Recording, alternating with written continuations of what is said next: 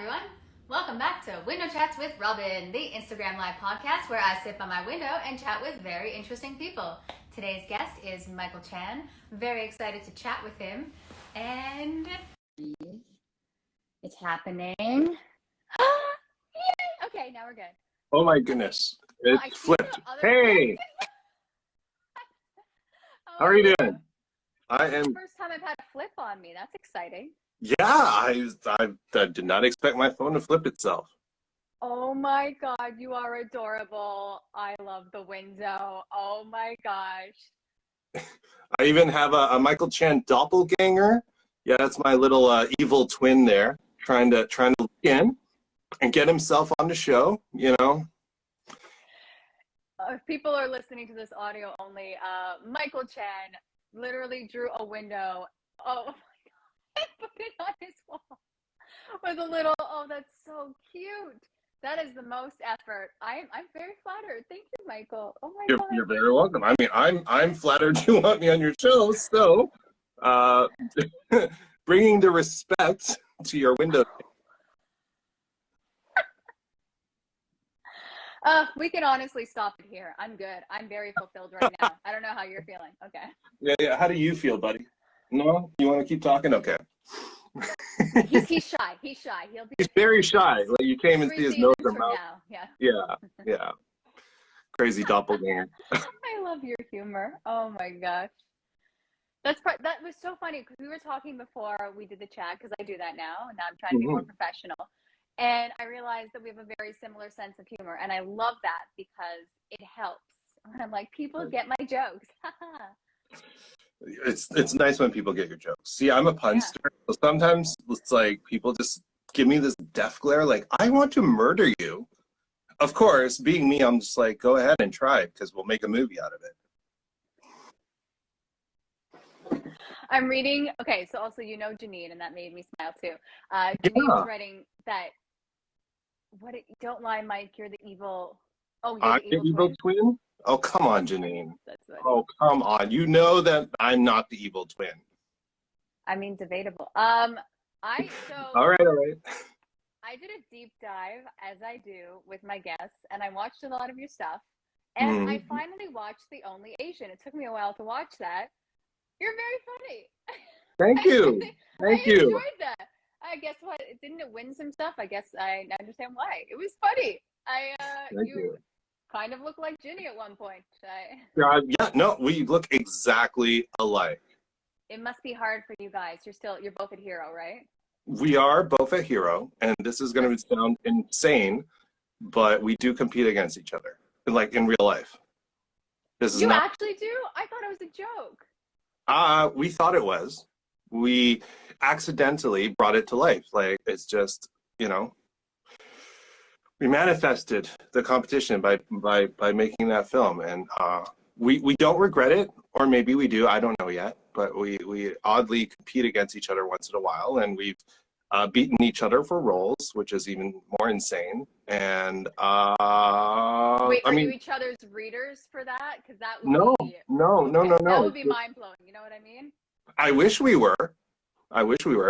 Although we are both going to be in an upcoming Out TV show called Ezra. It's about teenage vampires, and we play husband and wife. So finally, we're not competing. We're joining forces, and it was an amazing time on set. Like, Ginny and I have this insane, like, husband-wife on-screen chemistry that because. Just like you and me, Ginny and I have very similar senses of humor, especially when we're doing like comedy and improvisation. So it was just bonkers. And we're talking about Ginny Wong, for those that don't know Ginny. Ginny Wong. I always just I forget that this is more than a conversation. There's people watching. She was a previous Window Chat guest. Yes, she was, and also my co-star in The Only Asian. Yes, but yeah, Kat was there too. Kat is a blonde. Woo. Yeah. Katisha Shaw. Yeah, Katisha Shaw, my best friend. It's like all three of us. Now, if they can cast all three of us in something like in real life, that would be nice. And this is even funnier. I've competed against Kat for something too. See, okay, I don't like that you use the word compete because Cat can't be you and you can't be Cat, right? But it's like you're all being considered for that role. Trying We to are, make and positive language. It's not working because I always think I'm competing too. It's very unhealthy. I honestly do not like competition. I generally don't use that word, but in the context of the Only Asian, absolutely we're competing. That's true. That's true. But yes, no, Kat and I have gone out for the same role before, which is also pretty hilarious. But yes, because Kat and I have the same brain and might as well look the same, right? Right. Especially now that she has dark hair, like we look exactly the same. Yeah, you guys and are the same type of glasses. It's like the clear glasses. It's actually, I thought I was talking to Kat right now. It's very confusing. Oh, yes, I am. She wanted to redo her window chat. So, I mean, this could be. I mean, you have me right now. Like, this is the Katisha Shah makeup window chat right now. Yeah. Good. So we should promote the fishbowl. Let's. Oh, yeah. Let's promote Fishbowl. Now, I'd like to talk about, Michael J. Delaney and the amazing kiss we had on screen. Michael and I, we had such amazing chemistry when our lips locked, Like, he's a gentle lover. Is he called Michael J. Delaney? I just call him Delaney. Actually, yeah, I'm asking this because I think he's my next guest. I think he's supposed to be next week. I've now tried to use what his account says for our audience who is listening. So funny. It's just like, for those of you that aren't in the acting world, like every actor seems to know each other during the pandemic. Like when I was talking to Michael, I don't, apparently, well, you're in a Facebook group of multiple Michael Chans, so, let's clarify. I am. Yeah. But when I was talking to my guest, the Michael Chan, the only one that I know, and obviously the best one, it was just so interesting how many people that we knew, and like, I kind of knew you, Michael, because I seen your stuff online, and it's like, but I don't know you. I've never really spoken to you, but I feel like I know you. And it was such a weird vibe. So we're doing this now, and I'm like, but I already know you. We're like best friends because I've seen your stuff, and it's good. Oh, and I've seen you around too. And that's why I was like, you know what? Maybe I should reach out. Like, I feel like I see you everywhere, and I hear about you all the time. Like, why don't I know her? That's so weird. It's but yeah. But there's something about the acting community. It's kind of just like we're a weird, supportive group when we're really all going out for similar things. Yeah. I just think it's so interesting though, because the more, I don't know, I feel like the longer, because you've been in it since you were 25, you said, right? Or you started? Well, yes. Or was it earlier than that? That would be 25 now. Okay. And it's like, I feel the more I do it, the more I realize, like, not only is there so much to learn, but like it's not a competition, and it's like, let's just be there for our fellow actor. And it's just that support system is so powerful and amazing, and I love that so much. I love that I could reach out to someone and be like, can you be my reader? Or I mean, like, my husband would get offended because he's getting really good now, but if he's busy, find a friend, be a reader. But just like knowing, hey, can I get your take on this? Like, which take should I go with? Should I send in? When you're narrowing down the takes and you go, oh God, I don't know what to do. So like, I just appreciate it. Timothy, like, he's in my category. Mind you, we're like roughly 10 years apart, but we could pass for the same age here and there. And we go out for the same parts. And yeah, like when we have the same scripts, we work on it with each other. Like we both had a big Tarragon Theatre like stage audition recently, and we just worked on our lines together. And we rooted for each other. We have like the most interesting chat going right now about who's should be whose understudy, because I should be his and he should be mine. Like I feel no, Tim, you get the role, I'll be your understudy, and then he says the reverse. And but that's normal. Like this community is that supportive. We, like you said, we're not competing. We're there for each other. We're happy when, even if we're going out for the same roles, like we're happy when the other gets it. And that's the spirit of this art, because if you can't be collaborative and work with people and get along with people outside of the set, then how are you going to be capable of collaboration on the set? The same mindset has to be in and out of the set, because your actor's brain should always be the same. Yeah, it's Janine. Oh my gosh, I realized these are like terrible contacts. I'm going to update my prescription. Janine says it's actually so easy to just be supportive of those in your industry. We're all in the same boat, Janine. I'm going to do the weird heart with my hands. I don't know I'll how to try do this the like more a human. Asian one. There you go. Oh, what is that? What does that mean? I don't know. The Korean I'm not Korean. celebrities do this thing where it's like a heart. It's a heart, I think. How am I making everything look weird? Is that what you're doing? That's not right. The index finger is in front of the thumb. And yeah, it's kind of like that. Oh, that's so much easier. Love it. This is my new part. I'm There you officially. Is that cultural appropriation? Can I do this? No, I'm okay with you doing it. Okay. I saw Joe Biden do it when BTS did it at the White House. So if Joe Biden can do it, I'm, you know what? I mean, I may not so be Korean. But, yeah, there you go. I know. I decided to ask you. I'm like, I don't think you're Korean, so why am I asking you? But okay, cool. This is my new thing. Instead of doing whatever this is not a heart. It's a binocular for one. Yeah, that works. Yeah. Yeah. Thank you, South Koreans, and BTS, and Joe Biden. Thank you. I love this for thank you. That was. I mean, I think that's just ASL, but I really do like this. It's really fun to shake your hands, and I always think jazz hands. I was thinking the same thing when I first saw it. I didn't know. I don't know enough ASL, so. Well, you should learn, okay? I actually agree with you. I should learn. Okay, look, I love learning things, so I taught myself ASL on YouTube. Wow. But what I learned with that is it's really hard to have a conversation when no one can tell you if you're doing it right or not. So I'm trying to do ASL and like have a conversation with my husband, but he has no idea what I'm doing.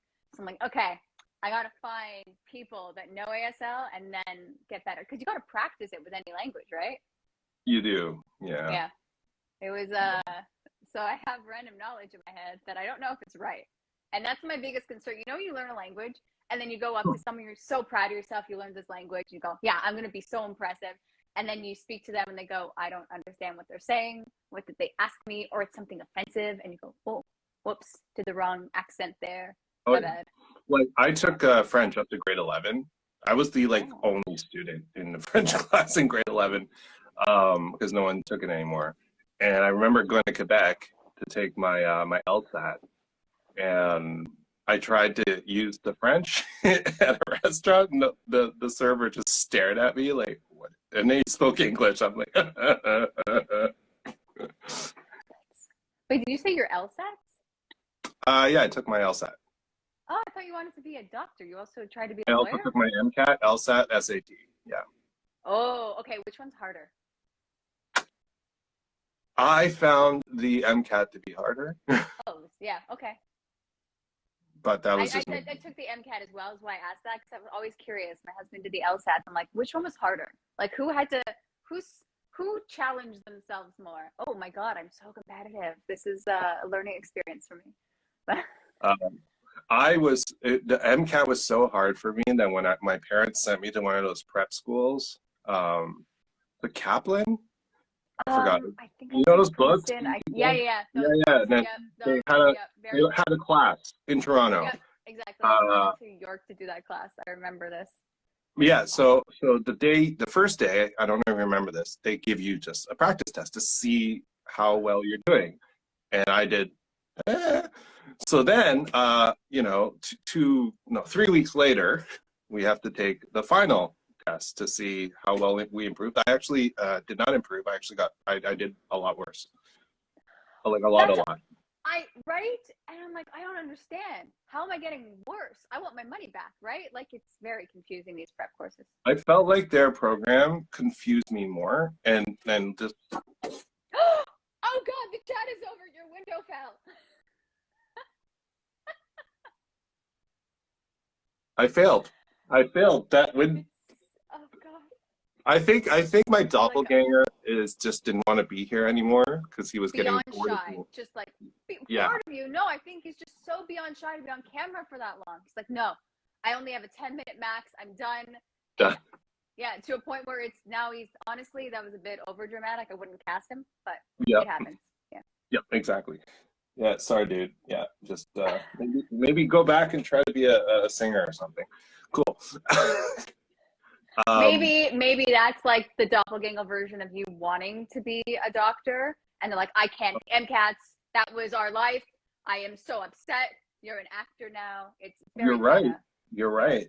It's the doctor wanting me. Gotcha. Yeah. This is a yes, and I have no idea. I think also the tape just could have been bad. That's probably the easiest explanation. Yes, it is. But that is quite embarrassing. But let's continue. No, hey, I don't want to put excessive tape on my wall, so I understand that. I tried to hang, what was it? We bought these IKEA pegboards the other day to be millennial and cool, and we put it up in our kitchen and look really fancy. Like, oh, look at us. We really know what we're doing in the kitchen. And then at 3 a.m, it collapsed. I was like, oh, we should use better securing. So I feel ya. There you go. Not alone with the poor choice of adhesive. I feel much better now knowing that there are other people who are in that house stuff. You're also part of this club, the poor adhesive selection club. Yeah. So we're part of the supportive acting community and the supportive terrible adhesive home stuff club. I don't think Home Depot or Home Hardware will ever book us again. I mean, it's a shame because I had so much potential. I love that you book commercials. I've seen your poster for which insurance? Desjardins, is it? Desjardins, yep. Yeah, I've seen it. I've seen you. You're very excited. And I've seen your commercial work. You book a lot. You've got a very bookable commercial thing, and you're good. And I don't know how you do it because I can watch people do commercials. I can be behind the scenes, whatever. And I still don't know how to like be a human in commercials. I'm like, if you want someone over the top that's going to take this to a new direction, it's a theater show. Here you go. But you're very good. And I'm just curious, is it natural to you, or like it's just over time that this has come to you, figured out the art of commercial auditioning? I think, well, definitely it's not something that I was naturally good at. I mean, I booked commercials when I was younger, but not as many, like earlier in my career. I think part of it is just, it's just experience. And also with my experience and my years, I've also stopped putting so much pressure on myself. Like I used to be like very nervous, and I would like critique myself and overthink a lot of things. So when I go into the room and audition, I would say it comes out. They can see it. And that's not real to the world that the commercial is in, right? Any commercial. Right. Now I'm just like, whatever. Let's do this. I'm a dad, cool. I'm a guy who's who's an audience member who has a contestant that they were cheering on in a game show. Sure, whatever. Like, I'll just do it and not worry about it. Like, just play the part. Do what comes naturally, and then out of mind.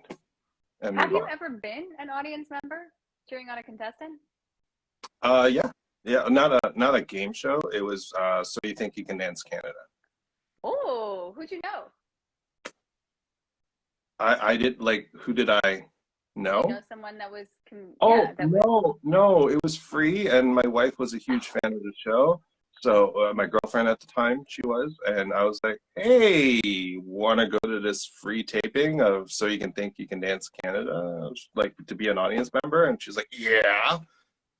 So we're like, yeah. And then we learned that it's all fake because they record all the audience reactions and then just put it in. Well, did you make the cut for that? Oh. I'm not sure, actually. I didn't watch the episode. That would have been so interesting. Like, you're so good that even in reality, you're booking, like, the camera wants you. They're grabbing you. I'm going to tell you something really ridiculous. So a few years ago, I was in a 10-car accident in Markham. I was not at fault, but basically we were all stopped at a red light. And a guy driving a massive, like Escalade-sized SUV decided to use a left lane to bypass people and lost control of his car. And basically flipped his car on the side, and it slammed into a car, two cars behind me. And then, yeah, so then all, like, the two cars behind me slammed into me, I slammed into the car in front, and I watched as this car on the side slid by me too. So, okay, crazy accident. The news ended up interviewing me about this accident, and they interviewed a bunch of other people too, but I ended up on TV. And for the longest time, my agent's like, are you sure you don't want to just, I don't know, edit it a bit and use that as part of your demo? I'm like, are you insane? No. She's like, but it's so real. Because it is real. I'm traumatized. I nearly died. I mean, that's acting. I feel like I really want to see that. I don't know if anyone else wants to see that. I would like to see it. It's somewhere ages ago on my Facebook. It's still there. Well, now I have to creep you all the way in your Facebook. That's exhausting. No, don't, Karen. No. But that, I mean, I probably already did and just skip by it. But yeah, I think around that time is when I stopped caring. Yeah. Like, if I'm gonna die any day now, yeah, just forget about the pressure. Just go in there and be real. Clearly, when you're really traumatized, people like what they see. So let's just clarify. I don't think every actor needs to get into a 10-car accident to become an actor and book commercials. But I do find it interesting though, because you're kind of letting go of like, what am I afraid of, right? Why am I hyping up these auditions? Like, let's just go in, do the whatever, even if it's just silent on camera, just do the part and move on. And there's always going to be another one, and such is life. But that's the thing, right? Like, it's not just commercials. So I will talk about this just a little, but I lost my mom just a little over a year ago, and one of the most painful realities of that loss is that everyone says I have become a better actor for it, like after it. And on top of that, it was justified. Like, they're correct, because my TV and film booking rate, as well as commercials, went just nuts. Like, I had my best year after she died as an actor. So you're right. Not everyone has to go through what I went through or any kind of insane trauma to be an actor. But there is something to be said for getting in touch with your emotions somehow more deeply than ever before. And I feel like it doesn't matter if it's commercial or TV or film or anything, right? The realism comes from when it's real. That's why it's realism. It's real. You feel it. You believe it. And for me, something snapped in me when Mom passed. And it kind of did away with, like, I would say, the final wall in my way of being fully in touch with my range, like my full range of emotions and my ability to actually believe the stuff that I do, which then in turn allowed me to, do all the stuff I've been doing. Wish she was here to see this. Wish I had learned all this prior to her passing away. But, if there is one thing I think she would be happy about, and if she is somewhere out there in the ether or in heaven or whatever you want to call the afterlife and looking down, I know she would be proud. But yeah, you don't need, no actor needs to go through this. This is a me, that's where I'm at. That's what I needed, if you want to call it that. You got a lot of hearts with that. Oh my gosh, I'm crying a bit. But what's so special? I feel like she's there with you, right? She's just supporting you, and that's such a hard, thank you so much for sharing that, right? Because if people, no one can really understand loss, and loss is different for everyone. And I can see how that can open up channels inside you and get you feeling like really put you in the space of a character because it's relatable for whatever reason. The comedian in me wants to switch and make a joke, not to be inappropriate, but just be like, I don't know how that helped you for Kids in the Hall when you were the naked guy, but you never know. Like, would your mom have approved of that? Maybe. I was curious. I would hope so. I mean, you put yourself out there, right? Very much so. That was another thing, right? Like being nude. So I'm going to talk a little bit about the business side of things. When I was asked, when I joined Hero and before when I was in my previous agency, I was asked, like, are you okay with being nude? Yes, I am. You know, yes. How much? Fully. Cool. Any situations you don't want to do, and you know, I have a few, but otherwise, I said yes to everything. But you see, even if you're saying to yourself, yes, I can do this, when you're given the opportunity to actually do it, when you have to, they're going to pay you, and they expect you to perform in the nude. That's a completely different thing. Like none of the stuff I've done before that, I haven't even been topless, like nothing. Like I've always been fully clothed and very happily fully clothed. Yeah, matching hoodies. Yeah, the hoodie day we coordinated. Yeah, totally, absolutely. But yeah, like when the time came, and you know, I got the offer for. I mean, I didn't audition for that role. I auditioned for a bunch of other roles in Kids in the Hall. I don't know how I ended up with this, but clearly they saw something. I can't say what I auditioned for, but I will say that I'm just the fact that you didn't even audition for it. They saw your tape and they go, "We want him as the naked guy." There's something really funny about that.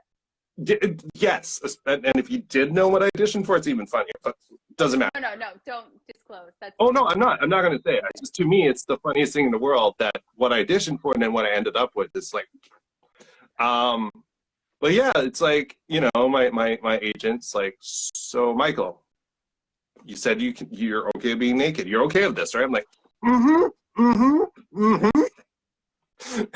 And so yeah, but it's part of that letting go, right? And being like, well, this is me, and you know, it was the pandemic, and I had gained a little bit of weight as well. So I used to be like totally lean prior to pandemic, and now I have a dad bod, and no, I just it's a realistic bod now. See, I get cast as like realistic, you know, not too thick, not too out of shape, just like a realistic body. And I'm like, okay. But have you watched the scene? Have you seen the other naked dude? Here's the problem. I did want to watch it, and I'm like, I'm gonna watch it after because I didn't want to buy. Like I saw your picture, and I'm like, I opened up the episode. I did this morning. I opened it up. I'm like, I don't know yet. I don't know what I would say. I would have too many thoughts, and I don't want it to only be about that. And so I decided I will watch it after. I will just say this: Nathaniel Bacon, that's the other actor in the scene whose name, is exactly what I thought they would be looking for, and anyone wanting a scene like that would be looking for.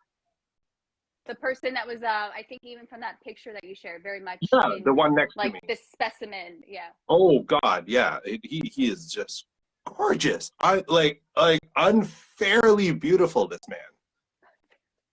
That is such an interesting, unfairly beautiful. I told him to his face, buddy, give me some. Like, come on, man. Just give some of that to this guy over here. You're hogging all the beauty. You know, when they put you in the Expanse, you don't even look like, what are you, like a god in the Expanse? Like, why did they book you? You look literally just so good standing next to everyone else who looks like they're in like absolute hell. And then you walk in the Expanse. He's in the Expanse. Yes. And I'm just like, what is this? What is this glowing godly aura around this beautiful, beautiful human being? I'm like, it is not fair. Please don't ever get into Star Trek because you will overshadow the living hell out of me. If we're in the same scene. What's it? Mike times 26 or the 26 Mikey Mikes. I'm intrigued, but very excited that he can see the Chan family jewels. This is now added to the Prime watch list. So So Michael, yeah. that's Michael Carter. We went to film school together. Hey, Michael. Hey, Mike. And he's an amazing podcaster, an absolutely amazing podcaster, phenomenal actor. Wow. Sir, how am I doing? Message me afterwards. Let's chat. Okay. Yeah. Hey, Carter, message her after. Get yourself on the show. But no, like, yes, Carter, you can see the very, very coveted family jewels that produced 2 children. You know what? I admire people that are able to do that. I'm like the most, I'm like, no exposure. Like, even, no, thank you. Don't want to do that. But I don't know. Maybe that comes with time or just kind of not caring anymore. So I would say yes, and that's where before we got off on a million tangents, including Nathaniel's insane beauty. My point was, I just let go. I let go. I didn't care. I'm like, whatever. It's like, but here's the thing. It's also just, it's a body, right? Like we all, and I saw the first episode in Kids in the Hall, and I was not expecting that much nudity. So I'm like, okay, I get why Michael was naked, because everyone's naked. So yeah, if they're willing to do it themselves. I will say right? Like if the lead actor is going to be naked, okay, cool. Let's just, you know what? Let's film it naked. Let's just all be naked. Why we're wearing clothes? It's silly. Oh my goodness.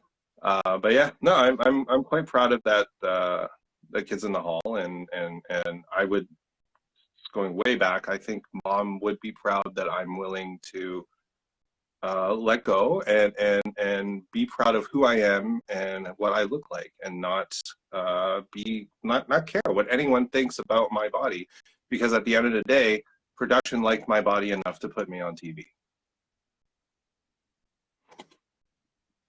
I think that's a powerful stuff to say, though, right? Because we're so, like, what is this perfect body that we have to have, right? All this body image, and it's not like, look, I'm a female, so, you know, like women in this certain body are supposed to have, and like men, this athletic body you're supposed to have. Like, it's all a body, and we're all different shapes and sizes, and let's just normalize that, right? So I think exactly. Not that everyone should be doing a nude scene, but the more we see different shapes and sizes, the more we can be, oh, hey, this isn't just the one standard that I should achieve. I'm different, and I might not be able to look like this, but that's also okay because I'm me and I'm awesome, kind of thing. Exactly. Yeah. So I think you did. I think you're doing a service, you know? Good Thank for you. you. Thank you. Thank you. Thank you down there. Promoting body positivity. Yes. Well, no, but I appreciate you sharing the fact that you didn't audition for it, only because I was curious how auditioning for nudity on a self-tape would work. That was the only curiosity I had. You know what I mean? Like, right. If everyone's sending in nude pics, that's creepy. But they aren't. So we're good. Okay. I mean, not nude, but like I auditioned for a like an underwear commercial. Oh, okay. So they see the gist of. And what happened was, like, I walked into the and it was live in person, so there's, you know, people, and this is pre-pandemic when I was still like, and I walked into that room, had a robe on, and, you know, they're like, okay, please take off your robe, and I was there in the, you know, super tighty whities, and my character is supposed to like play pool, so, you know, I'm like doing the whole bending over, sticking my butt out, and, you know, all of that stuff. And I got beaten up by PJ Fresh Phil, if you remember him from YTV. I feel as though I should know, but I don't. Phil Guerrero. He's also a hero, by the way. He's in my agency. Oh, cool. Great guy. Amazing guy. Like, I never. He's also a hero, like a superhero. Oh, like, sorry. He's also in my agency. Yeah, he's a hero artist. There you go. But no, Phil got ended up in the commercial. Looks amazing in the commercial. And like, I have a story to tell. Like, I went in, you know, showed off my body in tighty whities, and but lost to a celebrity. So. I mean, they were looking for the name. There's nothing you can do, right? Not really, but also he looks great. He's like 10 years older than me, and he's just in amazing shape. It's a lot of commitment. I was looking at The Rock's Instagram the other day. I don't know why, and it's just like that is your job. Like that. Yeah. 24/7, you do this. That is who you are. And I respect that and I understand it. It's exhausting, but I get it. Like that's what they want to do and that's who they are. And commend them for putting in the time. Yes. Yes. Yeah, I don't know. I'm still wondering about myself because now that I have a normal body, like, do I want to go back to my pre-pandemic self or stay here where I'm booking more? And it's one of those the business of acting questions you got to ask yourself, right? Like, what's your hit, and what works better for what you're capable of. Like, I still have aspirations to play, say, an evil villain in, I don't know, a Marvel style movie or like a The Boys TV show. But do they want a dad bod villain? I hope they do, because that would go against the grain. But still, that show does go against the grain. Okay. Can you imagine, like, like me with this body going up against Captain America or Thor or whatever, and actually winning? That would be hilarious. I think, you know what? I think that's what it should be. That is exactly. Why do you have to? The power is the illusion, and you think, who is this person going to take over the world and beat me? And they get, they're all letting their guard down, and then dad bod comes in. Ha ha! Death, death, death, death, death. Yeah, you have like Chris Hemsworth walking up to me and is like, "You think you can beat me?" And I'm just like, "Boop." I actually think your power would be a dad pun. Like a really bad dad joke. Oh my God, even better. And it comes out of my mouth as a word, like a physical word, and just punches him in the face. And he goes, phew. There's potential. Let's see them animate that. Let's discuss with the showrunner. Yeah. Hey, hey Marvel, are you listening? Hey Favreau, put me in a show. Have real words coming out of my mouth. Superhero here. It's called Dad bod. The pun issuer instead of the Punisher. Put me up against Punisher. He shoots bullets, I shoot puns. Like, oh, punches. Punisher versus the pun issuer. That's funny. This is why we have the chats. All these ideas generated. I'm not copywriting any of this stuff. Trademarking, whatever. I never know the difference. It's embarrassing. That's so funny. I love chatting with you, Michael. This is great. I love chatting with you too. This is fun. I'm like, oh, we're gonna throw it out. Like, we're just gonna improv. We'll bring up stuff that you're doing because you're doing a lot of stuff. But I just appreciate all the stuff that you're sharing, right? Because I think everyone has their own experience in the industry, and that's why I love chatting with people. Everyone's experience is so different and how they got there. And like, I'm going to circle back because we were talking about the MCATs, LSATs, everything. And then you ended up going into acting. So I'm just curious as to that switch of I have to pursue it. So like basically my entire childhood life, I thought I would be a doctor. Like there was no doubt in my mind growing up I would be a doctor. Arts was not something I cared about. I mean, I played piano. I insisted on learning piano, but that was mostly because I was curious and it looked fun. But I didn't want it as a career. And, I was in the school band, I played sax, I did a lot of musical things, but never acting. I never touched it, never looked at it. I love movies. Like my parents took me to watch movies almost every single Saturday. Half of them were Hong Kong films, the other half were, because there used to be Hong Kong cinemas in Toronto and Markham, like Chinese, like showing Chinese movies, Cantonese movies. They don't exist anymore. But so half were in Cantonese movies, the other half was American. The Cantonese movies don't exist, or the theaters don't exist? The theaters don't exist anymore. Oh, okay. They like no longer have Chinese specific, like theaters specifically to show Hong Kong industry films. Like all of those theaters are gone. There used to be one in Market Village, which is the mall next to Pacific Mall. There's one in Chinatown. That's I think a restaurant and a store now. So like all of this stuff is what I grew up with, and I had no interest in being a part of it. So I go to university. I am in science, and I was pre-med. But in my third year, I knew some people who were game designers, like they're going to school for game design. And like video games? Oh yeah, video games. And one of my hobbies that I did, because I was really into anime, I went to conventions, I was a competitive cosplayer. One of my hobbies was I would do like audio parodies of different anime or just popular movies. Like I would do trailers, I would voice every character, and it was just dumb. But you know, I was terrible. But these people I met who were in the video game development program were like, "Hey, Michael, you do all these dumb voices. We don't really know any actors. Do you want to come and just like do some dumb voices for our video game?"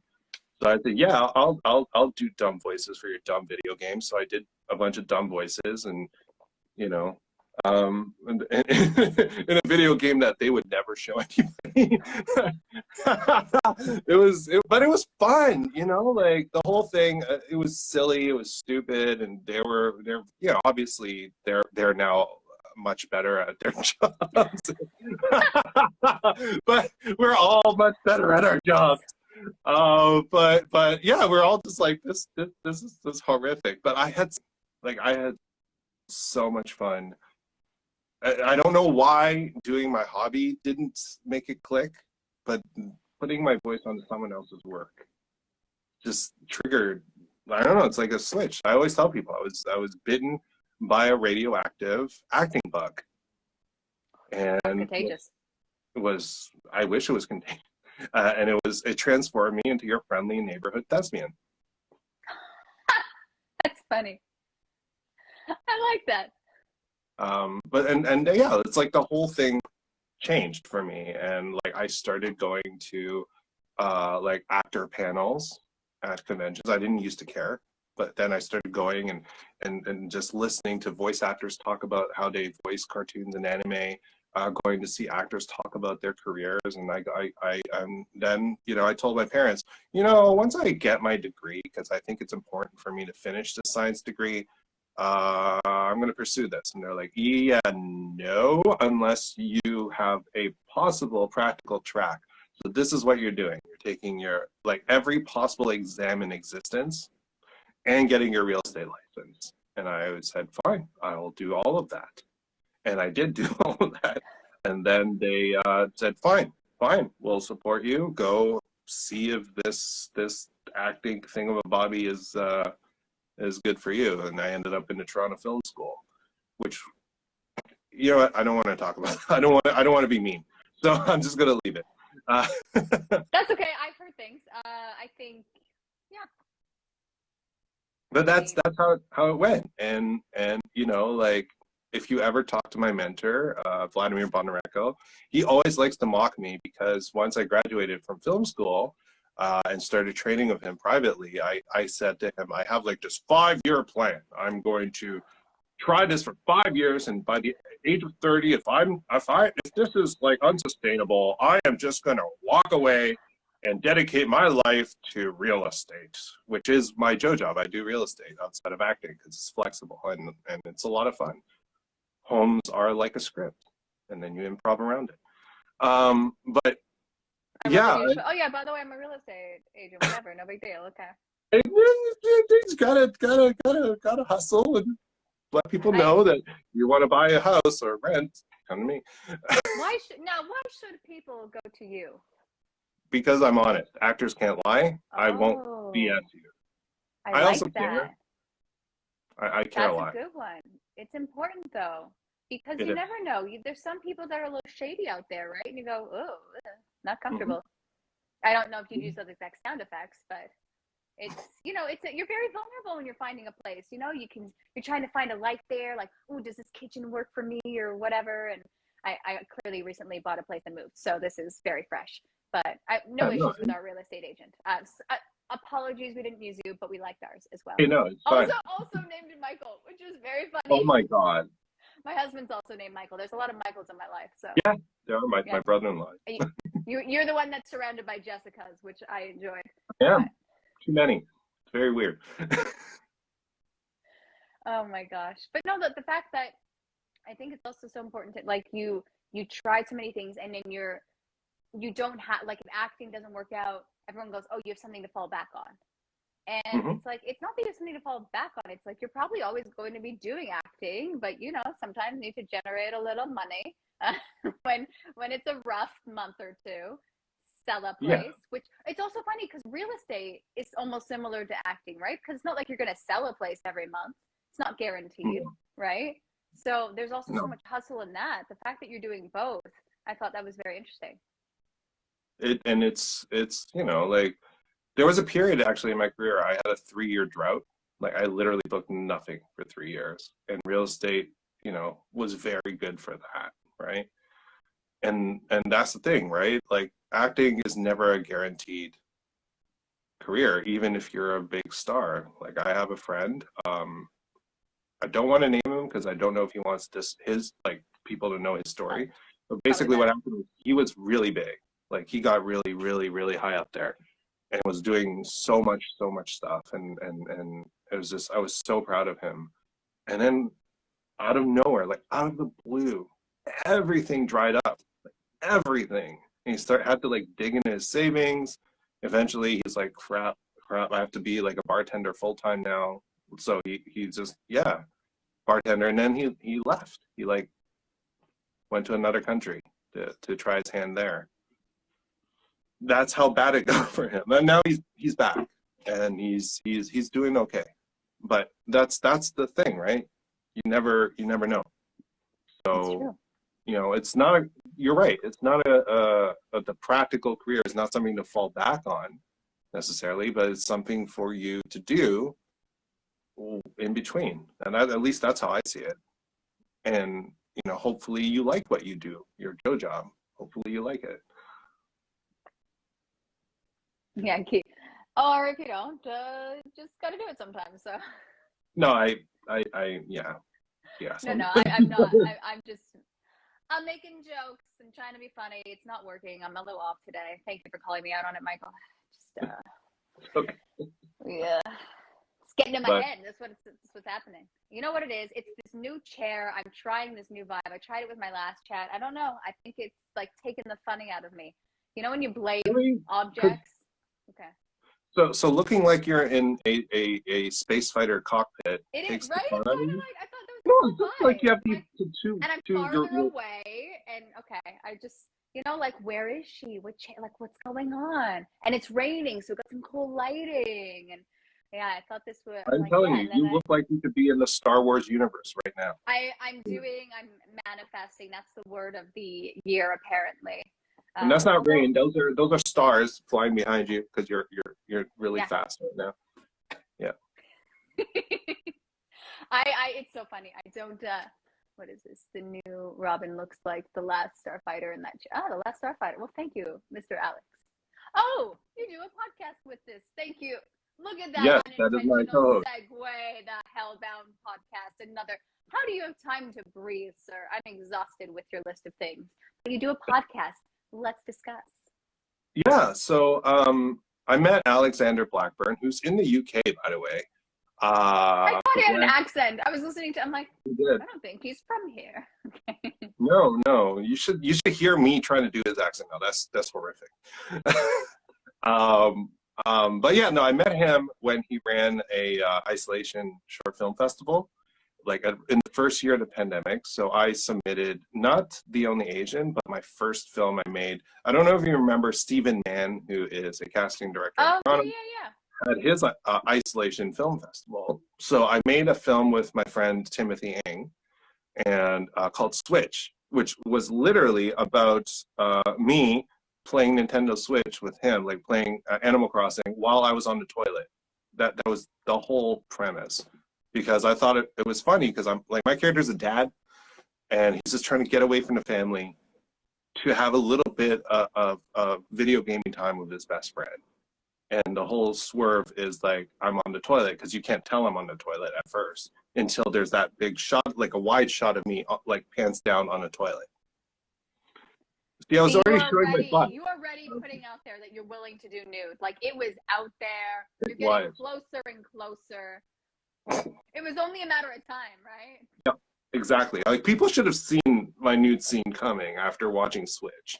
It was just inevitable, honestly. It's shocking you didn't do it sooner. No, but now that you're willing to do nude, you are HBO ready. That's what I think. You cut out, but I'm sure you said something funny. Oh no, I lost my audio. Can you hear me? This hasn't happened in so long. Maybe if I go like this. Can you hear me? Is it me? Oh, you did something. Yeah. There you go. You're back. Sorry, what were you saying? I was saying I couldn't hear you. Yeah, okay. It was his audio. I was just saying I'm HBO ready. I'm willing to have a prosthetic penis cut off of me. So. Are you talking about that Game of Thrones scene? Because I was just talking about it the other day, and I don't know why it came up in my mind the other day. Like, this is the thing that, like, traumatized. I don't even have a penis. It just scares me. That scene. Yes, but I'm just saying, HBO, if you want an Asian willing to do a scene like that, I will gladly sacrifice. I offer myself as tribute. Can you imagine reading the script? Your dick gets cut off. Can you imagine this? Like, what? What? I mean, exactly. Okay, medieval times, I guess it's not shocking. Not medieval, but yeah, it is. What time frame? Medieval. Yeah, whatever. But and being that evil villain, and then, like, having to walk the streets as a normal guy, how do you not get booed? Right? How do people not think that you're just going to chop off your appendage? He was so good. Like, that's the role that I go, how did he do that? And also, I want to do that role. To be that evil. There's something so fun as an actor to get to be that evil. Because there's no way I would ever even be that person. I'm like, but what? And it's not like I would take that home with me. I'm not going to go. So HBO needs to book you as the person that cuts my thing off. There, we both get the experience together and get to be on HBO. There you go. And we'll be big stars because of it. We'll be at every single convention with people asking us the same questions about, hey, Robyn, what was it like cutting off Michael's penis? There you go. Oh, no, it's going to be Dad Bod, right? You're the superhero, and your power is through the appendage, and I slice it off. Are you suggesting my puns come out of my wee-wee? Your puns are gone. No one wants to hear them anymore. The puns are But I'm saying, like, why would you cut off my wee-wee unless I'm firing the puns from my, never mind. Yeah, no, that's what's going to happen, actually. We're expanding on that. They're not coming out of your mouth anymore. Okay, so now the boys, really season dirty. 5 or 6. Right, so I'm okay. Oh my gosh. Yeah, Janine, I'll cast you as my, who is Mrs. You'll be my helper. She was, we did Mary Poppins together, and I was Mrs. Winifred Banks, and she was Mrs. Brill, my home housekeeper of sorts. And nice. I like how I made her sound like Julia Childs. I swear I can do a British accent, just not today. But it's, I am Mrs. Winifred Banks, and I cook. And yeah. Oh, so funny. So yeah, I'm just trying to pull it back around for your sake. Met Alex through the... Yes. Alex, we're coming back to you. Hang on there. I just realized, like, wow, we're really off tangent. We went from talking about a film festival to chopping off penises. I love these chats. I love it. But yeah, so that's how I met Alex. I submitted a film, switched to his film festival, and then I went to kind of the after party. I also did his podcast and like Zoom after party, and then yeah, we just started talking, and we both love horror. And so I ended up when he started the Hellbound Horror Festival, he made me the community content producer, because I had some ideas. I was like, why don't we, or why don't you have people submit cosplays and stuff on online, submit them to you, so that in between, in your show, in your festival showing, you can show these in between, just to have a little more than just films. And from there, it just, he made me the producer for content, community content, and I came up with a whole bunch of different ideas for how to get more engagement, how to, get to showcase more than just one style of art. And then now I'm actually a co-producer of the festival itself. But yeah, thank you. And then from there, yeah, we're like, well, why don't we do a podcast element? Because I used to have a different podcast called Talking with Our Mouths Full, where my co-host Nightingale and I would like interview people and introduce people to places to eat in and around Toronto, especially like independently owned like mom and pop shops. Because like I'm a huge foodie, but after mom passed, I kind of lost the will to actually make the podcast myself, to go and do all the work, because I was the editor, I did most of the like finding of guests, and I was the interviewer. Meanwhile, Nightingale did a lot of the research on the food places and the segments on food. So this is a lot for me. But Alex is like, Michael, I'll do the sound engineering. You just like show up and let's talk. Oh my gosh, that's the dream. Yeah, except that I couldn't keep my hands off. So I felt so bad that I started like writing scripts for what has now become our continuing like intro story. So we do, not the last few weeks because I've been really busy with a lot of family stuff, but like most of our episodes have like a 1 to 2 minute intro right before the episode starts, right. And it's a radio drama. And so it's all voice acted, and it's the story of Alex and myself going around the world fighting my doppelgangers, who are not just voiced by myself, but voiced by friends. He was in the window. Yes. But he's been defeated by Kate, by Matt and Kate. But yeah, like we go around the world, we fight my doppelgangers, and Katisha Shaw was one of my doppelgangers. She was a Aswang, which is kind of like a demon creature that can split its upper half from its lower half, and then the lower half is like a decoy. The upper half goes and eats you. We're fighting the last time we did an episode, and I'm sad that we haven't continued, but we had my friend Oshini, and she is like a well monster, and also the sister of Rita Repulsa from Power Rangers. Go Power Rangers! Oh yeah, it's a whole, like the way I write my scripts is I make it thematic to whatever the monster is.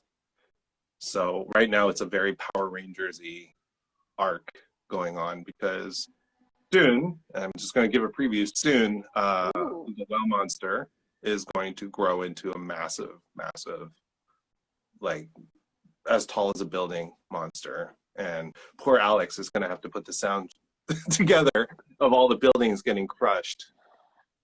That sound engineering is a hard job. It is, and I'm always amazed by like how he could turn my silly little scripts and all the voice acting into like the episodes that they have become. Like it's an amazing, it sounds so good after he's worked on it. But yeah, my big contribution is these intros. I was watching one, I think it was episode 28, and it was like your little Instagram clip, and I just love the outfits you wear. I'm just like, I don't know what he's wearing, but it's like a weird hat. It was very funny. It might have been a weird onesie. I don't know. I liked it. I enjoyed it. I liked the visual part. Thank you. I might have no idea what I'm talking about, and that's cool. Okay. No, I don't remember what episode 28 is. I have a lot of weird outfits that I like to wear on the show. I actually contemplated. I'm honestly gonna institute weird outfits now, because I'm running out of outfits. I don't know what to wear anymore. I've repeated multiple. I was gonna wear something really bright, as you can tell, because it's rainy. But I'm like, oh god, it's too bright. It's gonna pull focus. That's not fair to my guest. So I hid it and then we matched hoodies. It was a whole journey. So now you know. You know, I was this close. I actually have a Cthulhu onesie that turns me into Cthulhu. I was gonna wear that. I was like, no. Like that's just over the top. I would have enjoyed it for like a second, but then don't you get really hot in those onesies? Like burn up? It's fleecy, or is it not? It is a little fleecy, yeah. I don't know. My wife always wonders how I can wear like stupid hot clothing on like stupid hot days once in a while, and I think it's probably because I used to paintball, so I would have all this gear on me outside, and I don't care because it's fun. I don't know how. I paintballed once, and I got shot in the head, And we're back. Hi everyone, welcome back to Window Chats with Robyn, the Instagram Live podcast where I sit by my window and chat with very interesting people. Today's guest, Michael Chan, will be coming back because Instagram decided to stop me after the 1 hour. They're like, Robyn, we've had enough. You've been talking too long. And I say, you know what, Instagram? I see you and I'm going to keep talking. We're going to go again. Maybe make it another whole hour. Maybe not because I think we both have lives. But Michael, I'm so sorry. Please come back. Oh, you're here. Okay. That hasn't. Michael, I'm so sorry. Hi. Hi. Oh, yay, the window's back. Yes. Oh, better adhesive. Okay. It's not gonna stay, but I'm sure he won't mind being here for a little while. Oh my gosh, I am so sorry. It's so funny because you've been in my shoes. You've produced, done all that, hosted, and like everything that can go wrong does go wrong. So. Yeah. Congratulations. This is my first part 2 in season 4. So woo-hoo!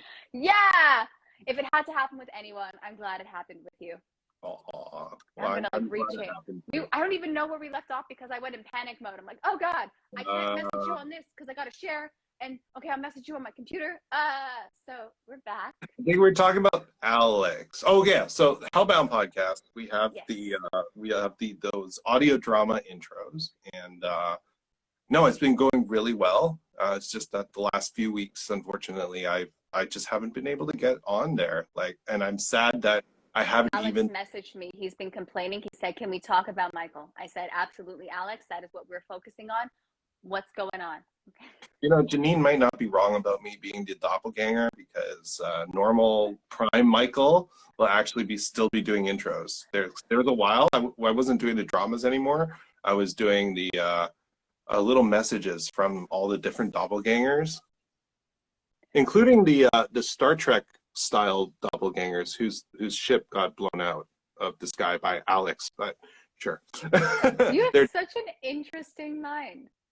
Thank you. It's all like you because you have that background, a little sciencey background. You got the real estate, you got the acting, like all these different.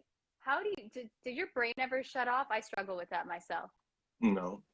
And now I'm a filmmaker too, apparently. And this is why I'm wearing this. Like, this is the company logo. Oh my God, that's so funny. I didn't know you were showing me the logo, and I thought you were just really comfortable with your body now after doing the nude scene. And you're like, yeah, that's why I'm naked now. I'm naked all the time. So like Katisha Shaw, myself, Watson Rose, and Ryan M. Andrews, we created Psychopomp Dreams Entertainment. And cool. Prior to the pandemic, I never thought that I would make anything. Like, I made a short film like right when I graduated from film school with Michael Carter there. Hey Mike, welcome back. About the Yakuza buying a PS4. It was horrible. I was like, I'm in. I don't know. I'm sure Mike loves the film. It's fun. Like, the idea was fun. It's just I wasn't a filmmaker. I am now, but I wasn't, and so I didn't know what I was doing. And I still kind of don't know what I'm doing now. But I don't know if you're ever in a state where you think you fully know what you're doing. I always think you're being too stagnant. You gotta keep learning, gotta keep growing, because there's so much to know.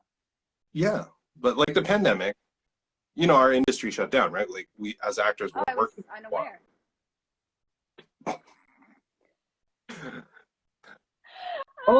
You almost got me with that one. You're good. You're really good. This is for the audience, the people listening in audio. Trying to like be kind to them. Carter. Okay, Carter. Don't put words in your mouth. So, do you like the film? Because I thought our little PS4 film was silly as hell. So why don't you write out what you think of that little film that we made? Keep it PG for the most part, even though we did discuss interesting things in part 1. So I'm pretty sure the filter's gone. This is no longer a PG rated chat. That's cool. But yeah, no, I had no intention of being a filmmaker, like none. Pandemic hits, we're not acting, and I need to stay creative. I started out by trying to be a Twitch person. I don't know what Twitch is. Twitch. I don't know. I looked at that platform and I said no. That was yeah. So I played some video games very poorly, and then I would do unboxings of food in my house. Oh my goodness, can I see these? I did not find that, and I thought they're on my YouTube. Okay. I put them all on YouTube. Really but it's I saw that. Like this is a granola bar from this company, and look at the wrapping. I unwrap it, and it's good. That's how it went. But that's honestly how I would do them, because the note. But it's so, you know, it's so weird. The notion of unboxing and explaining what an unboxing video is to a parent. They go, "I'm sorry, you watch someone open a box and then use a product?" Yeah, and I watch them, but then I try and make them, and it's the most sarcastic thing ever. I'm like, "Here's a box. Look at that. Look at me use a box cutter. Yeah. Oh, shouldn't have used a box cutter. Should have read the instructions. Whoops, broke the product. Scene." All my unboxings are just ridiculous, and nobody watched, and that's fine. I'm gonna very much enjoy watching them. I will write comments. I think anyone on this lab should watch your unboxing videos. It's on my YouTube. You can find it all. I want to see the granola bar one. I very much do. There's more than one granola bar, because we had different granola bar flavors. Michael Carter says that in regards to our PS4 film, silly but fun memories, sir, fond memories. Carter, I had such fun making that film with you and Andrew Ferrero, another hilarious actor. And Carter, we should make something one day, something new. Oh, look at this! I just started something. You're welcome. Am I a hero? Maybe. Okay. You are. You're a superhero who's gonna cut off my pun spewing penis. But I think I should cut it off. Not like I shouldn't have the hands. I'm gonna figure out where that. I want it. I don't know where I want the knives to be. I'm gonna workshop this. I don't know what that means by workshop it. Put knives around my body and see what makes the most sense. Maybe. Is it gonna be very dangerous in this household shortly? Oh my God! Like, you're a stand-up comedian. Superhero. Oh, I like you don't think my puns are funny, so after you chop off my penis, you go, that won't be standing up anymore. I mean, no. It needs to be better. It needs to be like it needs to be the catchphrase. You know, everyone has a little signature. It needs to be I don't know. It's been a slice or something, you know, like. Yeah. No, I know. Hey, it's best I can do on the fly for fun. But anyway, yes. So I started as a Twitch streamer. Okay, cool. Cat's joined now. We're talking about Cat. We spoke about you in part one. Okay, this is part two. We moved to, actually no, we did talk about you in part two as well. Yeah. Yeah, we're getting there. So what happened was, okay, so I started as a Twitch streamer. I did not have TikTok. Then I made Twitch, and that was a lot of fun. After Twitch, inspiration struck, because I was, so we were back on, like, the industry reopened for actors. I was doing a Sobeys commercial, and I was at lunch, and I don't know what possessed me to write a script at lunch, but I did. And it was based on all the different struggles that a lot of my Asian friends were having, because they all lost their agents and they were looking for new ones. Not only were they struggling, it also reminded me of my own struggles when I was looking for a new agent before I joined Heroes. So I wrote The Only Agent, immediately called Katisha Shaw, Kat, my best friend, and I was like, you got to be in this as like the third person who's like, you two don't look alike. And from there. Yeah, no, she's phenomenal. She's she gave me, like, I think 5 takes. They were all great. It was hard to choose which one, but I think the right one was chosen. But I mean, you could tell, like, back then my editing was non-existent, right? Like, it was just cut, and I chose a Zoom format, like a Zoom conversation format for the film, just because I couldn't edit. So I'm like, this is the easiest way to do it. It's a Zoom call because it's a pandemic. but that took off. And then like Kat and I just started working together on various things. Like so she made a film called Hinterland, which was about the US elections. And that film has also like been in many, many different festivals selected and won a ton of awards. And a lot of times her film and my film would be in the same festivals, like to the point where back in March of this year, both of our films got into a festival that got us both showed at the Chinese Theater in Hollywood. Like, that's insane. Like that's just how synchronous. I mean, that's why Kat and I call each other edamame, because we're like two peas in a pod, because our brains are just. Because you guys are salty.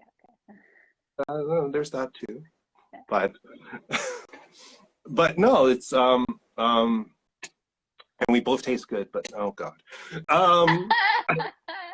and healthy for you when you put us in your. Oh, never mind. I'm going way too far. No, that's true. Now we're going into the health thing. We have so many backgrounds, so many things touched today. But yeah, like we started working on different things together, and we did a 48-hour film festival thing, and then we did a 72-hour horror festival film that ended up being Hunting Darkness, which is in the festival circuit right now.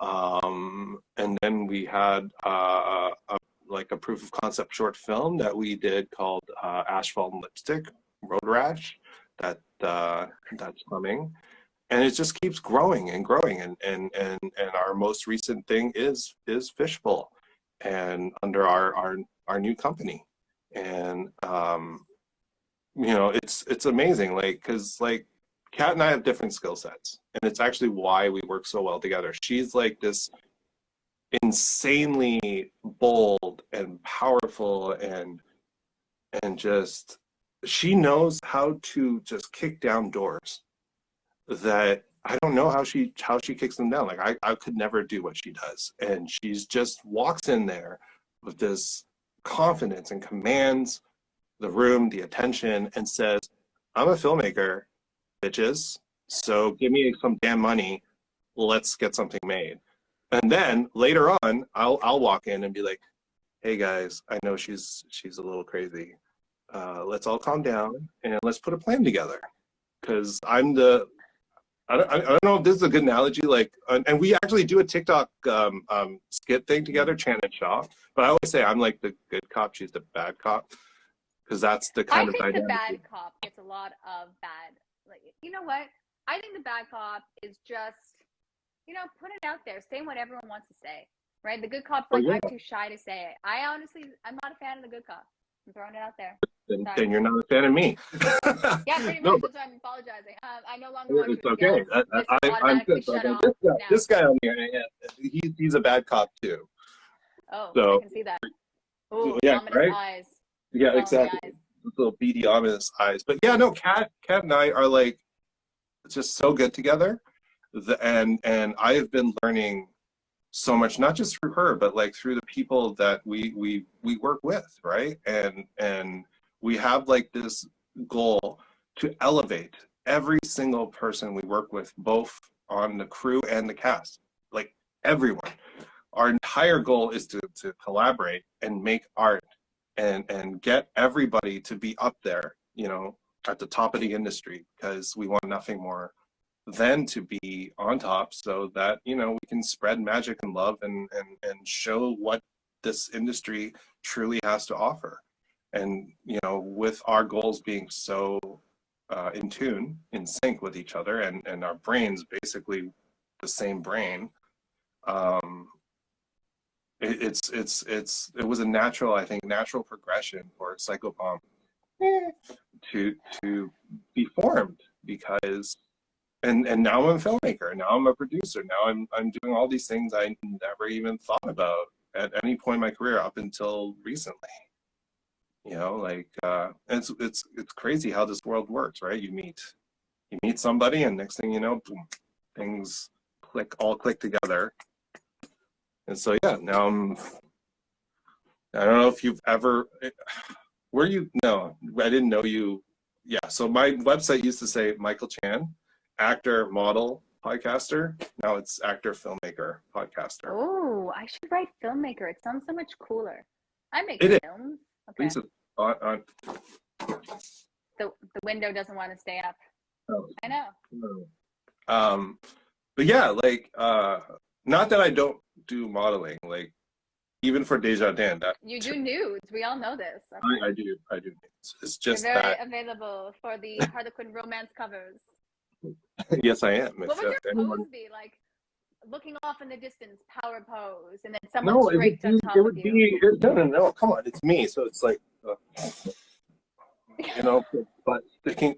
Can you see my butt? It's just butt sticking like that, and then you would be on the ground doing the weird. Or like, it could be like one of these like. Yes. There you go. Just like it's yes. Yeah, straddling a chair. Probably like a donkey or something. Just why not? Let's have a donkey and a Harlequin romance. I don't know. I never read them, but I love the notion of the covers. I got or like this is the perfect prop for Harlequin. Like The shake weight. Honestly, I'd buy it if I could screenshot this. This is a novel, right? Like. I can't. So Derek. Love you, man. What did they say? Yeah, Derek is saying Cat knows what's up, and he's not wrong. Hey, Derek. Hey, Cat. Funny. I think Derek came in at a great time. Oh, yeah, just the perfect time. No context for why I'm holding a shake weight and showing my ass to the camera. It's just another audition. It's another audition. That's what's happening. It's a casting couch. It's a casting. All right, impress me. What do you want to be a star, don't you? Now, sign up, subscribe to my OnlyFans for more content like this. See, that's confusing. When I saw the title was The Only Asian, I thought, is he on like the OnlyFans? But he's literally the only Asian on the only. But now I know you're not. Okay. Well, now that you are. Okay. Maybe I should start an OnlyFans that only has one thing. It's The Only Asian. It would not be what anyone thought it was, but I mean, It would get some views, I think. No, I mean, I feel I look pretty sexy in a long black wig. You oddly pulled it off, and it was confusing for me because I thought, should he grow his hair longer? Have you ever had that debate? Because, you know, as a girl, I'm like, how long should I have my hair? I'm not going to cut it this short, but, you know, mid-level or super long, I don't know. But for guys, a lot of them grew them out during the pandemic, their hair. And I go, oh, this is a whole new character option. So a lot of people who know me more recently thought my pandemic hair, because if you go through my Instagram, you'll eventually find it. Actually, my demo reel on my website, the cop scene, that's the and the like the date scene at a restaurant, not date, but like the guy who's in love with the girl that he's eating with. That's the longest my hair got during the pandemic. Before then, I got booked and they cut it all off. But when I was in university, my hair got so long that during exam time, I used to tie my hair into kind of like a samurai thing, where I would take the front and like put an elastic band and pull it back so that it's like going back. The second longest it ever got was after film school. When I graduated from film school in 2007, it got so long that because we put on this weird art interpretive dance weird thing where we're improvising. Sold it really well. Cool. And I decided to spike my hair backwards, like Jun Kazama from Tekken. So many references have been made that I'm just nodding, but I really don't know them. I'm just going to be completely honest there. I should have brushed up on some stuff. Okay. Because I told my friends I was going to grow my hair up. After film school, I was going to grow so that I can have like down to here and then just tie it back into a ponytail. But it got so annoying and heavy that I just gave up. And then got it all cut off after I booked my first real gig. But I was like, I had long hair when I was a Chinese pirate at the Pirate Festival, which was my first gig ever. coming out of film school. Did you have a peg leg? Did you perfect your yar? It wasn't a yar. It's like yah. It is? I'm Chinese, right? Oh! So it's ah. I didn't even think of that. Shiva me pimbas. Oh, is that? Okay. Oh, you bilge rat. It doesn't seem offensive at all. I know. I was super nice, and I was courting the town's the mayor's daughter, so or governor's daughter. Did you win her affections? By the end of the show, yes. Wow. Ooh, that was we gave that away. Apologies to people who haven't seen the show that no longer exists. Go back about 16 years to watch me. Yes, I apologize. That for those of you taking the DeLorean, my bad. Oh my God, I'm the odd Asian who can drink without getting like red, and they used to send me to the adult bar section at the Pirate Festival to chat up all the ladies to get them to buy me drinks. So I was like drinking on the job. I don't know, like are you aware that these are saved and anyone can, like, are you okay with people knowing this? Like, what if your employer from 16 years ago? Yeah. I don't think they're the current Pirate Festival anymore, so. They might. What happens if they want to rehire you? They're like, you know what, this guy, he really stuck with me. The way he said, yeah, it really, really stuck with me. You're gonna have to pay me equity rates if you want me. Oh, what, you didn't get paid $1 in food at the, okay. They pay me okay. And I made lifelong friends through that who know this story too. So yeah. I like that. You never know with these. Some of these non-union stuff. You go, oh, that wasn't a horrible experience. I appreciate that. No, it was great. I mean, they discovered I could drink. This is funny. It was because I was never at the adult bar or anything, but like one day at the end of the show, I bought myself a beer from the bartender at the bar, and then usually where one buys a beer. Thank you for explaining. Yeah, that is. Oh God.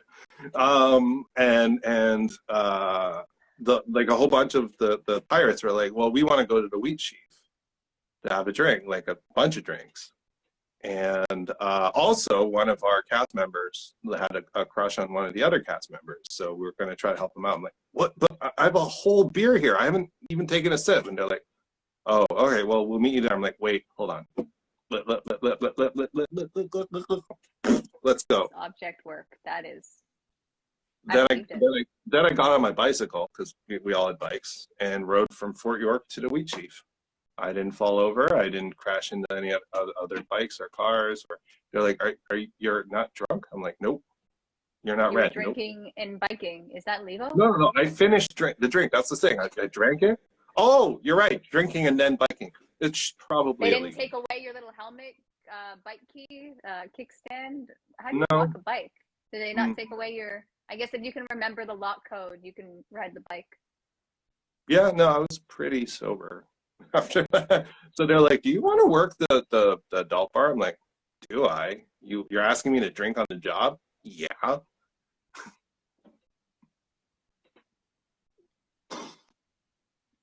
I really thought that story was going to be better, and I saw the fight choreography while after having multiple drinks without killing anyone.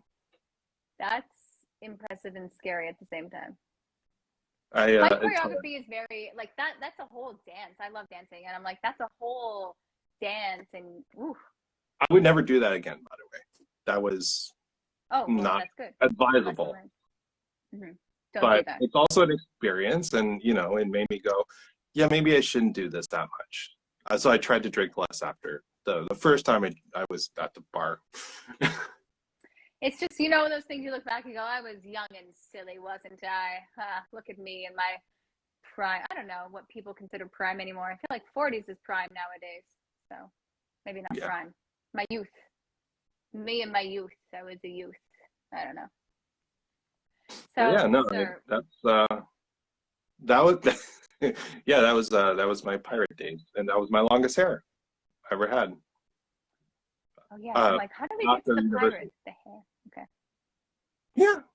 And I mean, I think I would look good with long hair, especially now that you've seen me with super long hair and the only Asian. I want you to grow it really long, so it like covers your whole body. So it's like all you see is your hair. Now that you're into the, I keep bringing it up. So I'm gonna. So it's like, what? Am I gonna be the next Ring girl? Yeah, but more. The Ring. Have you ever seen? Yeah. I know the girl with the ring and then like the eye. And then, hello, it's just my eye. Yeah. Because it's my hair. I mean, she looks exactly like. I want it like Rapunzel. I want you to be the first male Asian Rapunzel. Male. Manpunzel. Yeah. They're coming out with something called The Princess, and Rapunzel looks like a badass. And I'm like, whoa, look at this show. I would expect nothing less of someone who's up there and probably training in martial arts. What else day in, day out. Yeah. Right? I would imagine if you're stuck at home like that, yeah, you'd know everything. And your hair is a weapon. But we all were stuck at home. And did everyone learn martial arts? No. See what I did there? I learned the TikTok arts. Okay. Respect. I can throw a mean TikTok. You know what? I'm gonna give you, like, you do the TikToks, you do, for anyone that needs to follow you, where should they follow you? Everywhere, or is there a certain place where you're like, I spend most of my time on the TikTok?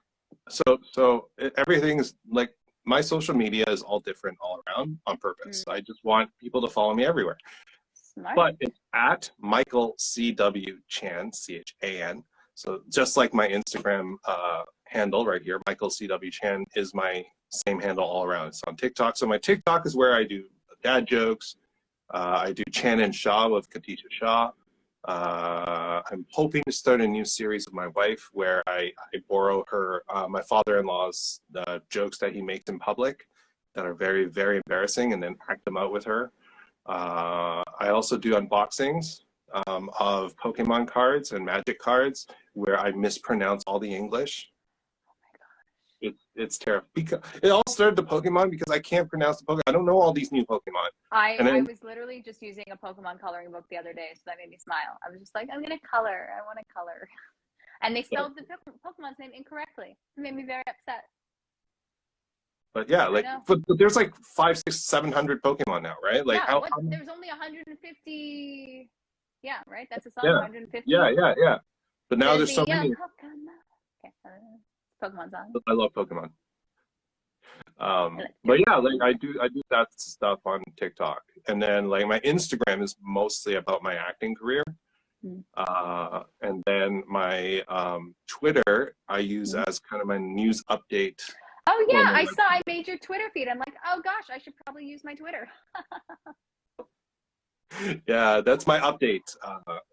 Like, because I also use Twitter as the because my website has like this app, I guess you can call it, that then takes Twitter and puts it on my website. So when I update Twitter, it updates my website. So I use that as my news. Yeah, it looks really cool. I like that you do that. It inspired me. I thought, oh yeah, I should do that, but then I didn't. So it half inspired me, I would say. So go do it after this.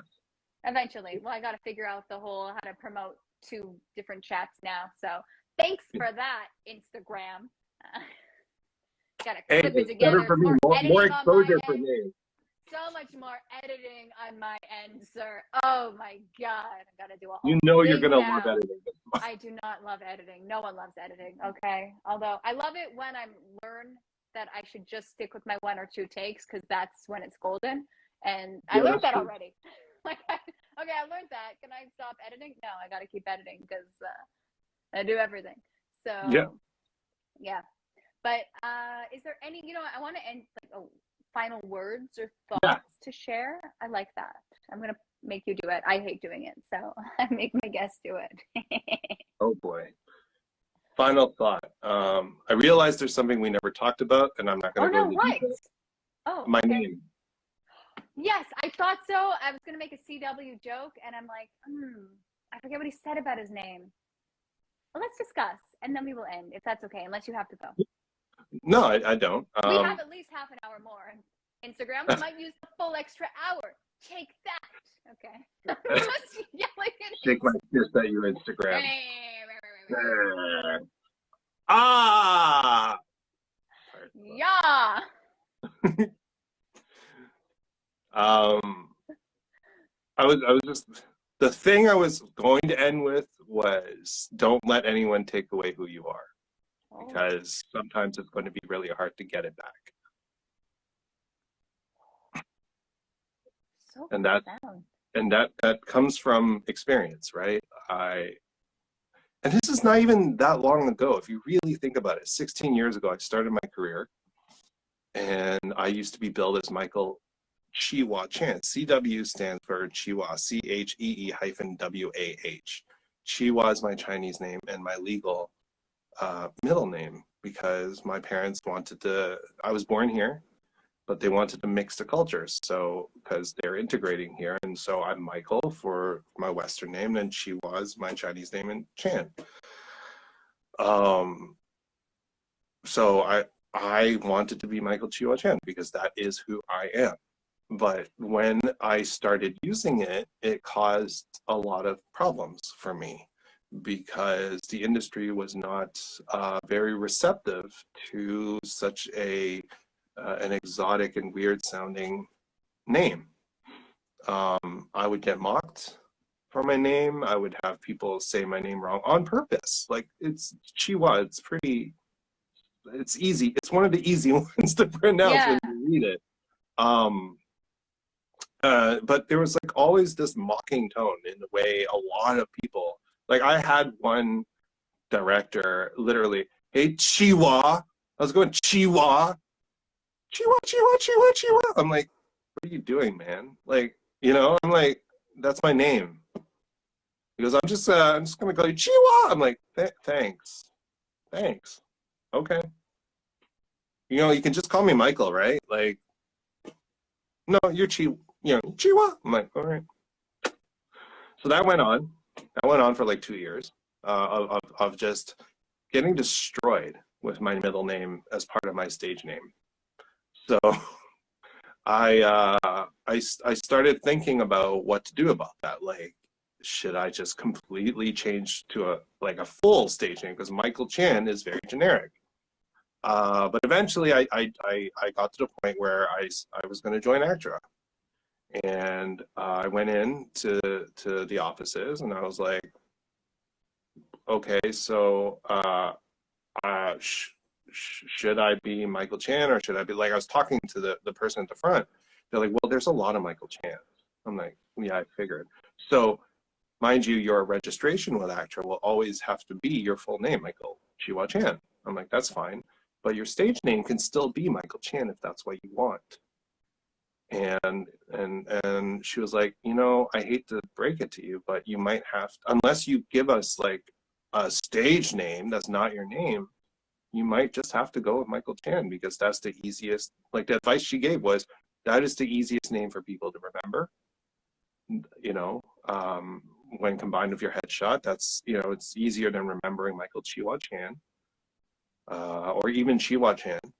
It's just so much easier for people. It's a good common name, and yeah, good common last name, and unthreatening. And I'm like, unthreatening, okay.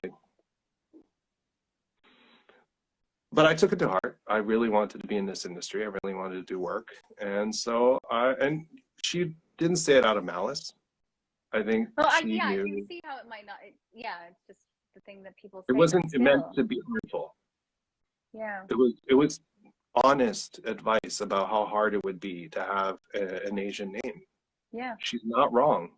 And I would never, please people, don't go after ACTRA for this one. No. I think it's not just ACTRA. I'm telling the audience. I think it's just a lot of, no, I agree. Exactly. Let the audience know. But I think in general, people would just say what's told to them too, right? Or what they've seen other actors do. Like, yeah, this is my name, but I go by this name because it's easier. And they're just kind of letting other people know what other actors have done in that situation. But I can see how, if that's, I'll let you continue your story. Sorry. It was painful. But I chose, Michael Chan. And, you know, on Internet Movie Database, I'm the 11th Michael Chan, right? Like it's You a are. very name. I'm in a Michael Chan Facebook group, and there's another Michael Chan, the same birth date, down to the year as me. Like my name is so generic. Back in university, we had bag lunches in residence, and there's another Michael Chan, and we get our lunches mixed up all the time. So we always had a surprise, which is nice. That's a positive way to spin it. But this conversation is the fact that it's going to make people, it's going to make you less marketable, or going to make people uncomfortable because they don't know how to say it. Like that's, I mean, just ask how to pronounce a name, right? And I say that, but yeah. Yeah, and you're right. And it shouldn't have been an issue. But, you know, after spending 2 years getting absolutely wrecked, yeah, and then the final blow was being told, it would be so much less threatening if you just had an easy name.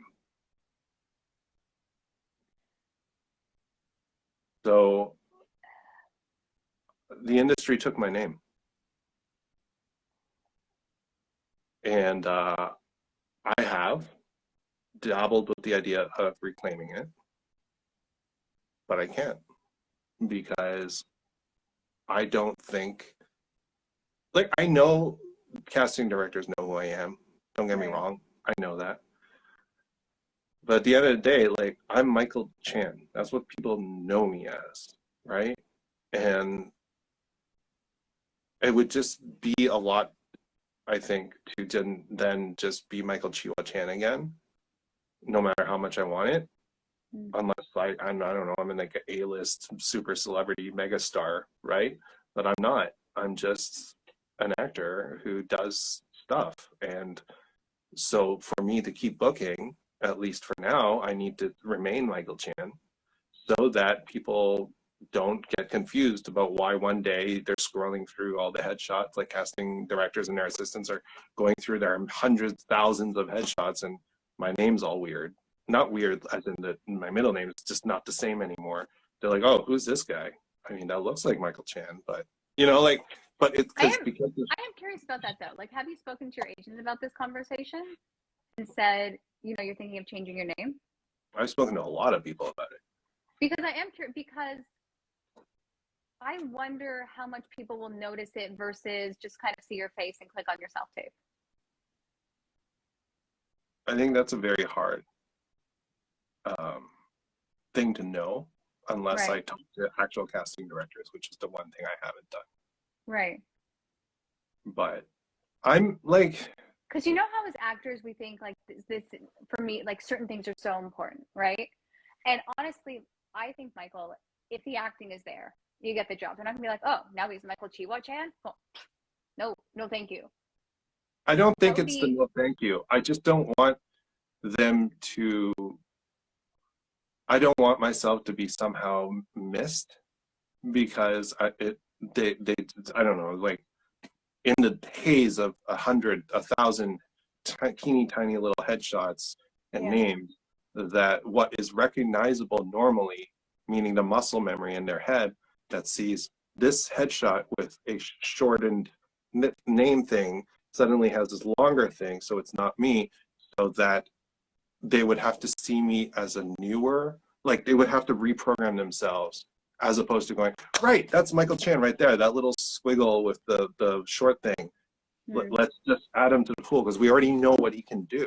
We already recognize his ability and his name and his everything, like the whole package. It's a new package. I don't want to miss out on that.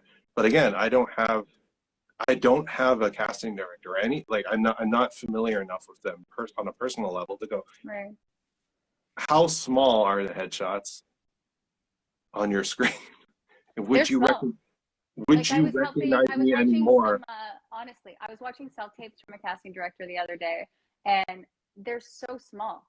Like I saw, like, you know, you see some faces and you're like, okay, I think I've seen this face somewhere, whatever. But I'm not reading that. I'm not like, oh, they have a new middle name. And that's why I'm very intrigued by this discussion. I'm like, But I'm not talking about the reading. I'm talking about there's the line of text underneath has changed. No, the name's different, but So instead of having a recognizable muscle memory or brain, like a memory, I get that. I get that too. right? So It's like, this like is the who you shape, are, and the this is shape how you're, change. yeah, okay.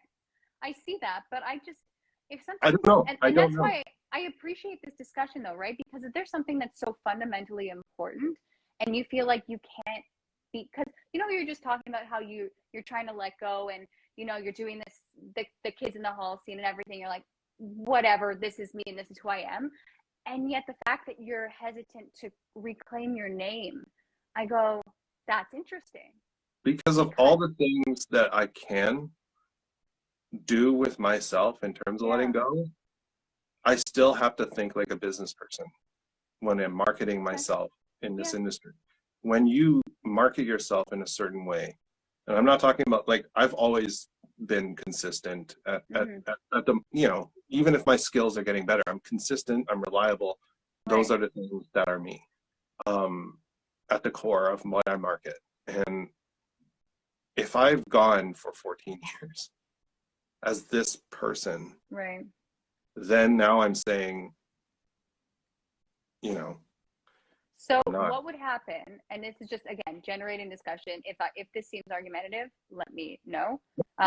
Good question. But like, let's say, so I'm married, and let's say I decide to finally go by my married name and not my maiden name. Like, is that, it's still my face, I'm still Robyn. But I'm not disagreeing with that. Yeah.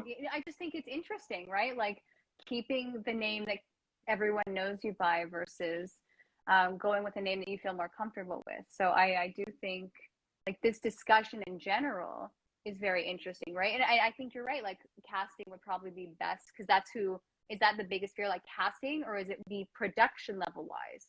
Like, what is the fear? Both. Like, I don't even know what happens once you get up there. Right. Okay. I've never been there. So.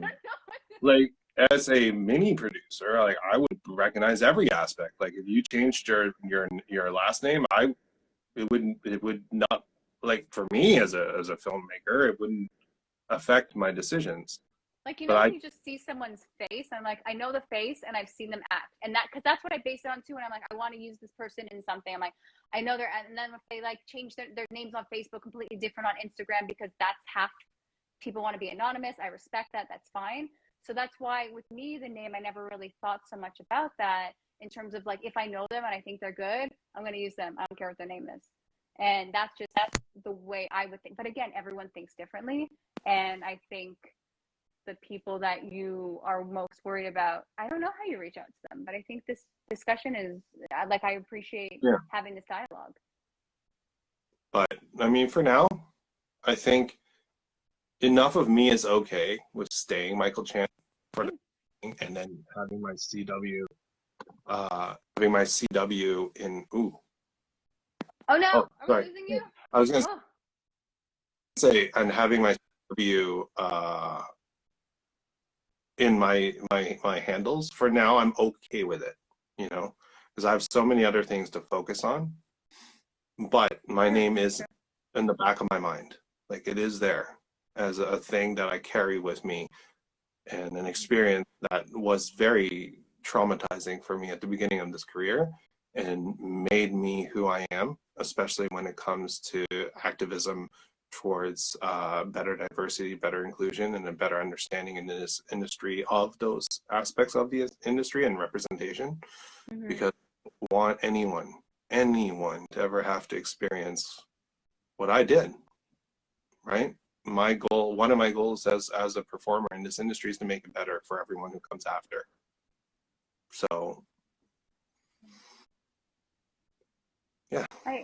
Thank you so much for sharing that story, because, and all the stories that you shared, you've just been, really, like, I think there's so much to learn from your experience, and you're just like, your vulnerability during this chat, but also, like, the fact that you're hustling so hard and always going and just trying to make yourself, like, as an actor, just being so open. And I really appreciate that. Thank you so much, Michael. You're welcome, and thank you for giving me a voice and letting me be on your amazing show. And my doppelganger, who ran away. He ran away. It happens. So this, I'm going to call you. Can I tag you or write like Michael Chee-Wah Chan when I promote this? Or do you want to stick with Michael Chan? I don't mind at all. Okay. I want to like get it out there. I want to say it's CHIWA. Is that correct? No, CHEE hyphen. Double E. Okay. Yeah. CHEE hyphen, then capital WAH. Oh, it's so much easier. Okay. I don't know how anyone got that pronunciation wrong. Okay. That's just people need to figure their stuff out. But is there, thank you so much for chat. I never know how to end these. I'm very awkward. Yeah, I don't know either. You had to experience this. Thank you, Mikey Mike 26.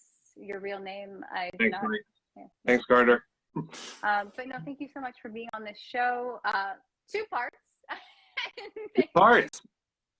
I will message you on everything because I got a lot of extra work to promote this, but I appreciate the homework. But thank you for being my guest. Everyone, thank you so much for watching. And thank you so much, everyone. Soon. Okay. Bye.